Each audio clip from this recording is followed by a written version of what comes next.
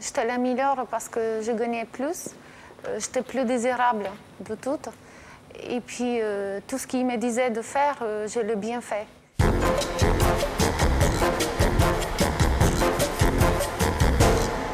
Ça va? Ouais, ça va. Je suis un peu stressée, mais ça va. Faut pas être stressé. Bah, écoutez, c'est pas facile pour moi.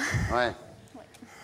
Alors, vous avez 29 ans, vous êtes bulgare, vous êtes ce qu'on appelle une fille de l'Est, et vous témoignez sur le destin de ces femmes qui ont été aux mains des réseaux de prostitution dans un livre rare et sans concession intitulé « Une poupée qui dit non », publié chez Kalman Levy.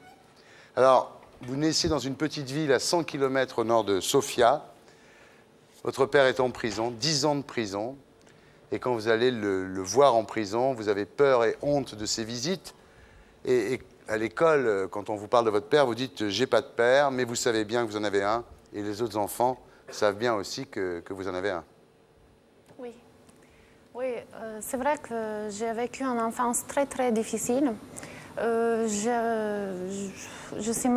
J'avais du mal à porter l'absence de mon père. Et en effet, quand il est revenu, en fait, j'ai découvert quelqu'un que je ne connaissais pas du tout auparavant. Très agressif, très violent, qui n'arrêtait pas d'exercer des violences sur moi, sur ma soeur, sur notre famille. Et ça m'a beaucoup bouleversée. Et puis, à la fin, je me suis enfermée en moi-même. Ouais, Donc, c'était très difficile. C'était un mauvais souvenir pour moi. Ouais. À son retour de prison, effectivement, votre père était très tyrannique, aussi tyrannique que votre mère était indifférente à votre égard d'ailleurs. Pour des pécadilles, pour des broutilles, il vous bat. Et c'est vrai que dans la société bulgare, c'est pas répréhensible, on peut dire. C'est-à-dire que finalement, c'est très patriarcal comme société. Oui. Puis les rôles de femmes s'exercent presque pas parce que c'est vrai que c'est les hommes qui commandent. Donc les femmes, elles sont très soumises. Ma mère, je me souviens, elle n'a jamais pris mon défense. Elle était très indifférente et moi, tout ça m'a beaucoup choquée, vraiment. Vous êtes obligé à la maison d'effectuer des tâches domestiques, ce qui vous interdit de vous lancer dans une carrière sportive, ce qui aurait sans doute été pour vous une solution, vous dites, pour devenir quelqu'un d'autre. Tout à fait. C'était impossible que j'ai réalisé aucun de mes rêves parce que d'ailleurs j'avais très peu. Et puis la vie qu'ils m'ont donnée, ce qu'ils pouvaient m'offrir, il ne me permet pas. Ouais. Me permet pas. Alors la chute du communisme, c'est le marasme économique, la sécurité publique se dégrade, l'argent devient le roi. C'est l'ère de la corruption, du banditisme, de la prostitution, de la drogue. Est-ce qu'il vous arrive de regretter le communisme? Pas du tout. Honnêtement, pas du tout. D'ailleurs, aujourd'hui, quand j'ai pris le recul de tout ça, je me pose des questions. Comment on peut vivre dans ces conditions comme ça? C'est terrible.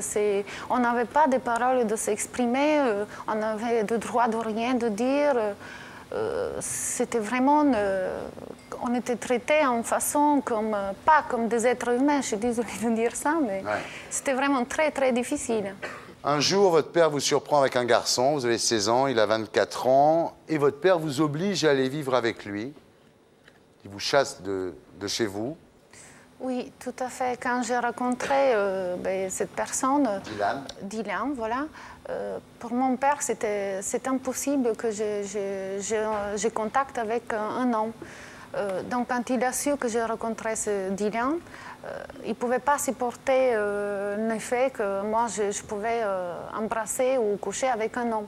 Donc, il a préféré que je parte de chez moi parce qu'il y en avait certaines honte. Ouais. Voilà.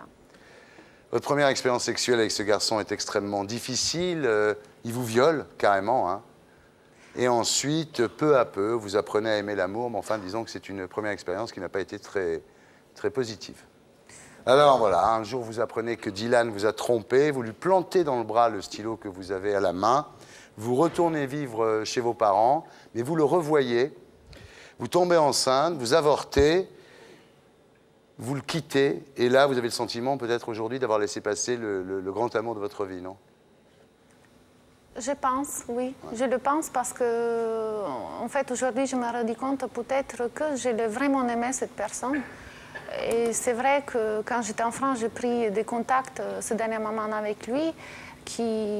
Quand j'ai entendu sa voix et surtout ce qu'il me disait, ça m'a beaucoup touchée. Ouais. C'est-à-dire qu'il a toujours pensé à moi, il m'a toujours aimé. Il m'a même demandé la permission de est-ce qu'il peut se marier. Je dis mais tout à fait, tu as le droit de faire ta vie. Voilà. Vous dites j'ai manqué ma chance avec lui. Presque. Je considère ça comme ça, mais on verra bien à l'avenir. Et là, on est en 1994, vous avez 18 ans, vous êtes invité par une ancienne camarade de lycée à un anniversaire dans une discothèque. Vous vous amusez, et puis d'un seul coup, vous commencez à perdre un peu connaissance. Quand je me suis retrouvée dans cette discothèque, en fait, après, j'ai constaté que j'étais droguée. Droguée, vous dites avec la drogue américaine, c'est quoi? Voilà. Je ne sais pas exactement, mais c'est une drogue qui l'inverse dans les verres, dans les boissons. Enfin, et on ne voit rien, ça ne se voit pas du tout, c'est invisible. C'est invisible. Alors voilà, là vous vous réveillez au sein du clan Igov, qui sont des tziganes qui vivent grassement du proxénétisme. Vous vous retrouvez à 200 km de chez vous, dans un appartement assez luxueux d'ailleurs. Tout à fait. Et le chef du clan, Slavcho, Igor, vous présente d'autres prostituées qui travaillent là aussi. Mais la fraternisation est impossible. Non, non, parce que déjà Igor, quand je l'ai vu, il m'a fait tellement peur. Et comme d'ailleurs avant j'en avais tellement peur, pour moi c'était la peur totale. Dès que je me suis retrouvée dans son bras, je croyais que pour moi c'est fini. Ouais. Donc vraiment, il n'y en a rien qui était possible de s'imaginer à ce moment-là. Donc ce Igor vous met sur le trottoir. Au début, vous avez du mal à aborder les clients, à monter avec eux. Mais on vous dresse. Hein. Vous dites on me dresse. Et c'est vrai que votre père avait un peu préparé le terrain. La façon dont il vous traitait, finalement, vous prédisposait à subir ça. Oui, je considère ça comme ça. Ouais. Vous étiez la proie idéale pour ces proxénètes. Exactement, je pense ça, oui. Alors, vous pensez à un moment aller voir des policiers, mais vous savez que la corruption règne, et vous vous dites que finalement les policiers doivent être de mèche avec les proxénètes. Sans hésitation, oui. Je pense que même à l'heure actuelle, en Bulgarie, les corruptions y règnent. Chacun impose sa loi comme il peut. Bien sûr, le terror aussi qui règne. Pour moi, c'est un pays avec plein d'anarchie. Il n'y en a rien qui va. Et puis, je suis mécontente. Ouais. Alors la prostitution devient pour vous la routine, puis vous êtes rentable, hein, parce que non seulement vous êtes belle, en plus vous êtes infatigable. Vous êtes, dites-vous, une véritable machine à sous pour ces gens-là, mais vous n'en êtes pas moins une esclave. Je considérais les deux parce que j'étais les deux en fait. J'étais la meilleure parce que je gagnais plus, j'étais plus désirable de toutes. Et puis tout ce qu'il me disait de faire, je l'ai bien fait. Ouais. Donc vraiment, j'étais une véritable machine de sous, sans limite, sans limite. Alors à un moment, vous essayez de faire une fugue, mais vous êtes rattrapé, roué de coups, attaché 3 jours à un radiateur sans eau et sans nourriture. Malgré tout, vous devenez rapidement la favorite du chef, Slavcho. Donc vous êtes prostituée la journée et femme du chef le soir. Une situation très paradoxale, oui. Oui, c'était terrible, mais en fait, je ne comprenais pas son réaction. Pourquoi moi? Pourquoi elle me choisit? Puis au fur et à mesure, quand j'étais tout près de lui, je crois qu'il avait quelque chose pour moi, tout particulier. Et je ne sais pas aujourd'hui comment m'expliquer cette réaction. Ouais. Vraiment. Il alterne avec vous les coups et les cadeaux, ce qui fait qu'au bout d'un moment, vous vous retrouvez complètement démoli psychologiquement. Totalement. Ouais. Totalement. Alors, vous vous prostituez, vous vous faites avorter, vous n'attendez même pas une semaine ou 15 jours. C'est-à-dire que vous recommencez à travailler pratiquement le jour même de l'avortement. C'est absolument épouvantable. Vous attrapez la syphilis à un moment. Et finalement, c'est après une tentative pour vous retrouver, après que vous ayez été vendu, il y a une fusillade que le chef du clan est grillé en Bulgarie et qui part en France. Il vous emmène avec lui à Toulouse. Vous vous retrouvez sur le trottoir à Toulouse. Là, vous connaissez rien. Vous connaissez 3 phrases de français au sujet du prix des prestations, c'est tout, quoi. Ah oui, et en plus, c'est lui qui m'a pris. Ouais. Donc, c'était bien évident que déjà, il y avait d'autres filles qui amenaient ici en France, direction directement Toulouse. Donc, il m'a expliqué, il m'a donné l'instruction tout de suite, comment faire, où est-ce que je vais travailler, il m'a trouvé ma place et tout ça. Oui, oui, c'est lui qui m'a pris tout. Lui est arrêté par les policiers, il parvient à s'échapper, il rentre donc en Bulgarie. À son retour, il vous prête à un patron de bar macédonien, donc en France. Vous devenez bonne, serveuse, pute du bar, vous dormez 5 heures par nuit. Et là, en 1998, quand vous êtes arrêté avec Igor, vous décidez de coopérer avec les policiers. J'ai décidé parce que j'en ai eu tellement marre de ces 4 années passées et perdues de ma vie, avec plein de souffrances. Et je trouve ça... je ne sais pas, à un moment donné, je croyais qu'en France, il y a justice, il y a loi. Donc, j'espérais vraiment de retrouver ma liberté. C'est très courageux ce que vous avez fait. Oui, je pense aussi. Mais ça ne me fait pas vraiment compliment. C'est parce que je trouve que c'est courageux, mais moi, je ne vais pas me réjouir de ça, parce que je sais comment j'ai risqué ma vie, à quel prix. Bien sûr, parce que Igor vous dit « Où que tu ailles, ma chérie, je te retrouverai ». Ah oui. Ça, alors au procès, vous témoignez, il est condamné à 13 ans de prison. Il vous dit « Tu verras, je ne t'oublierai pas ».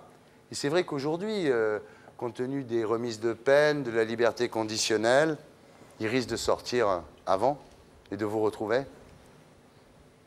Oui, je pense. Je pense, on revient sur ça aussi parce qu'en Bulgarie, avec l'argent, c'est le pouvoir, on peut faire tout.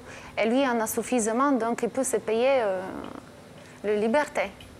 Et bien là, je ne sais pas où il faut que je me trouve à ce moment-là parce que vraiment, en plus, je me sens sans protection ici en France. Mais il y a un truc que je ne comprends pas, c'est qu'en Amérique, par exemple, quand des gens coopèrent avec la police, pour dénoncer des mafieux, par exemple, ils sont protégés par l'État américain. Ici, la France ne vous protège pas. Vous avez aidé à démanteler un réseau de prostitution et la France ne vous protège pas. Mais non, parce que je ne pense pas que cette loi, ça existe en France. Puis, d'ailleurs, si ça existe, moi, il n'y a personne qui m'en a parlé de ça. Donc, vraiment, je ne suis pas au courant de ça. En tout cas, moi, je suis sans protection aujourd'hui. Ouais. C'est clair. C'est clair. Vous dites, la peur gangrène ma vie. Je ne rentre jamais chez moi sans regarder qui me suit. Ah oui, oui, oui, oui. Et ça, pour moi, c'est pénible, c'est invivable parce qu'à vivre toujours dans la peur, à se méfier de tout le monde, à un moment donné, ça devient une obsession. Et moi, je n'ai plus envie de ça.